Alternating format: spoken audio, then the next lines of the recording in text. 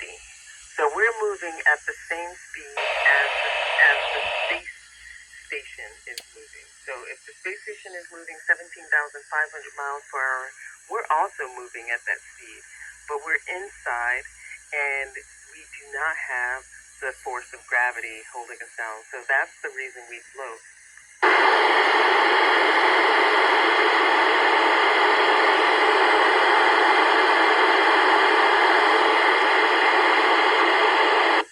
Eden, that is a great question. I am not fully versed on the veggie project, but I would bet that you can grow a fruit-bearing tree in space.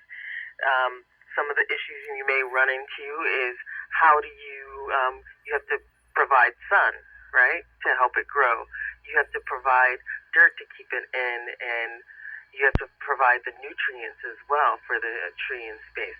But I do believe that you can grow a tree, maybe using just hydroponics, but there may be a way that you can grow a fruit-bearing tree like a bonsai tree in space.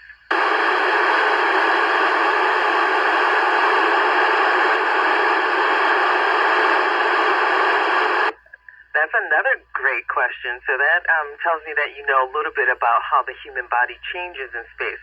So one thing we do is we do a lot of exercise. Like this morning, we have a device called the Advanced Resistive Exercise Device where we simulate lifting weights in space. So every day we're assigned weightlifting and a cardio activity to keep our muscle mass up. And so we do a lot of squats and a lot of deadlifts. We do Romanian deadlifts as well.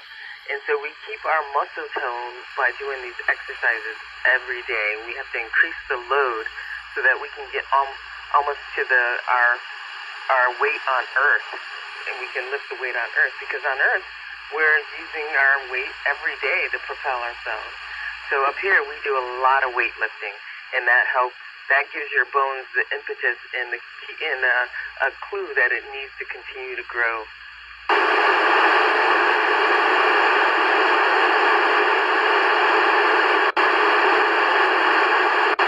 Oh, wow, Lucas, that's a complex question, and I'm not going to do any math in public, but that's actually also a little bit of complex math that we'd have to do.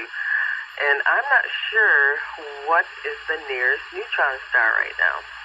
So I would challenge you to look up what the nearest neutron star to Earth would be, and then we could calculate how much power it would take to get to that.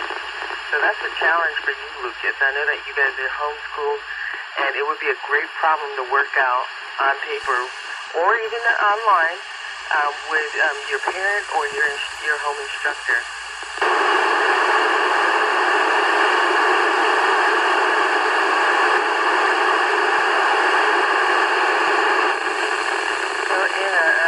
One of the cool things that we have software that allows us to not only just talk to our family, but we can see them as we talk to them. So we use a couple of different types of software. We can even use Microsoft Teams here.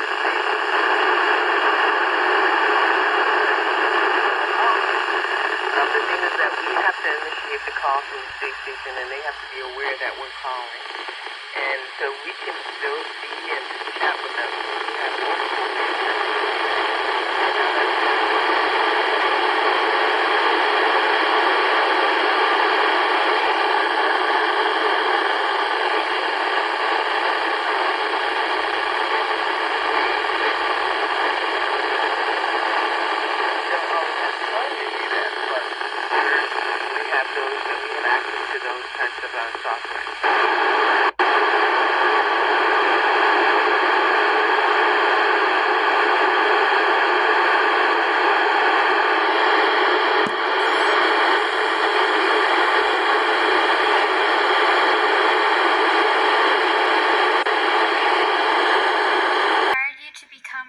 Astronaut?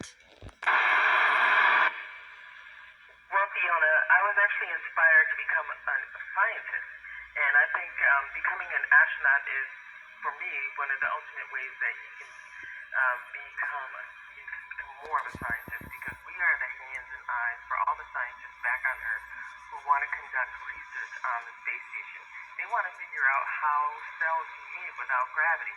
We want to figure out how fire burns without gravity. So, and even how the body behaves without gravity. So, becoming a scientist is about being very curious about how things work. And being in space is the ultimate question. How does anything work in space without gravity? And there's so many questions, and even when we find answers to certain things, we come up with more questions. So I think for me, becoming a scientist and an astronaut became synonymous for me.